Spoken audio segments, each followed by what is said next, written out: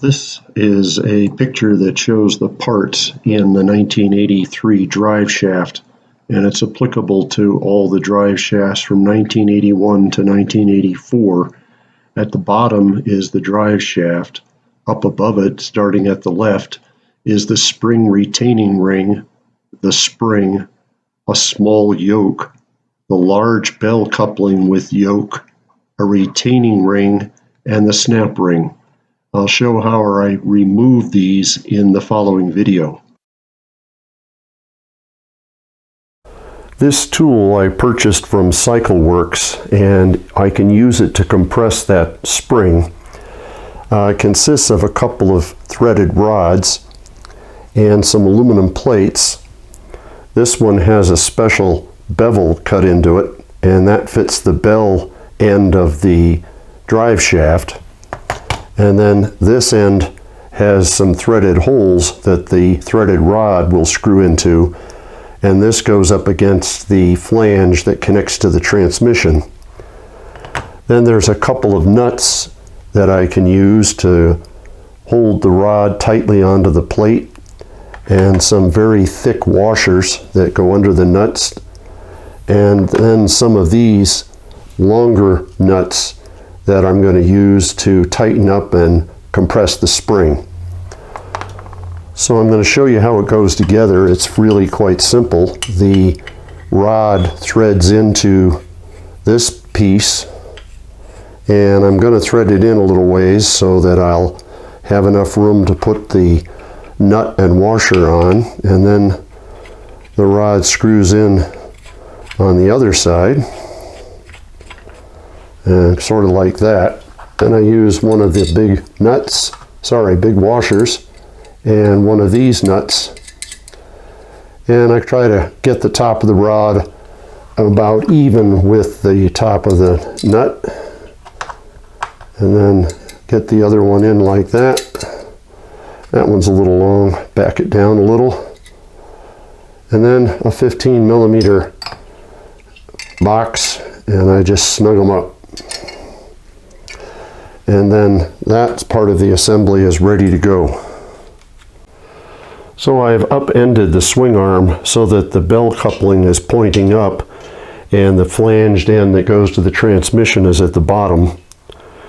Then I take the bracket that I've made here with the flat plate, and I'm going to slide it underneath the flange, try to kind of center it on the plate, and then I'm going to use the other plate that has the cutout for the bell coupling, slide it over the threaded rod, and then I want to position things so that I get the bell coupling right inside the slot and the flange square on the plate. Then I put on the two thick flat washers and thread on the longer nuts onto the top so that they're snug. And then I'm going to use a box wrench to tighten these uniformly so that I get the same pressure on both of them, and compress the spring inside the drive shaft. So what I do is place it on the nut and just go one revolution, and same on the other side. So that's one, and then two revolutions, and then one more should be enough to have compressed the spring sufficiently so that the snap ring is exposed and I can get it out. And when I look inside, I can see that that ring is available, so I should be able to pop it out with a screwdriver. So here's the snap ring. The top is rounded, but the other side actually has a ridge machined into it. So when you put a new one in, by the way, these in my mind are used once. You should replace it if you've removed it. But when you put a new one in, make sure the round face is pointing toward you. Now I found to getting it out, I needed a small blade screwdriver, and I could pry it and pop it about halfway, and then I could get the bigger blade in the gap and keep pulling it up until it popped up and off. So that was the trick to get it out of there. So I wasn't very successful at just pulling the bell coupling off the shaft. What I found I had to do is I can push it in and then take a drift like that and a hammer and center it on the drive shaft, and a couple of taps and the bell coupling slides off and you can get it out of there. Now the rest of the pieces that come out when I did that was this retaining ring, which was used with the circlipped or snap ring I should say.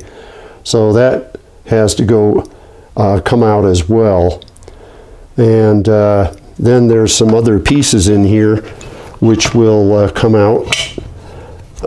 In fact, you can just pull the shaft out the back and that separates everything. But this is the other half of the yoke. So these two go together like this.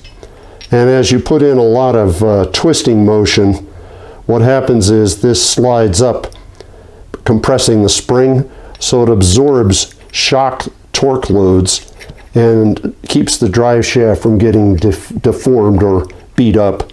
So that's what that coupling is all about. And then this is the big spring that is pushed against when this outer yoke pushes on the bottom yoke. And then there's a retainer